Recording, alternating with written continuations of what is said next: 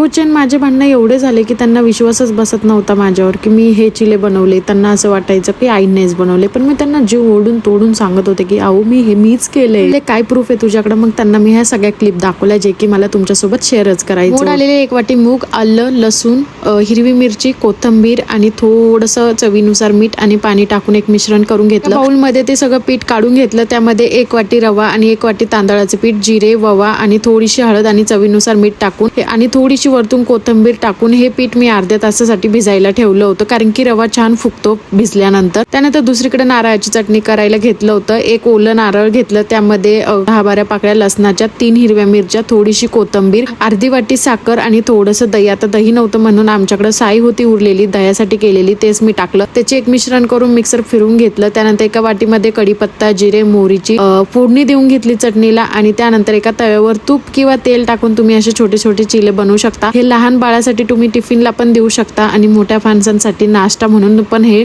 तुम्ही ट्राय करू शकता. आणि आमच्या घरी एवढं आवडलं ना की कोणालाच विश्वास बसत नव्हता की हे मी केलंय. मी त्यांना सांगते अहो मीच केलंय, पण फायनली मी माझ्याकडे प्रूफ होतं म्हणून मी त्यांना दाखवलं आणि त्यांना फायनली माझ्यावर गॅरंटी आली की मी पण छान स्वयंपाक करू शकते. त्यानंतर आज सगळे पाहुणे आले होते आमच्या घरी, कारण की थोडा कार्यक्रम होता.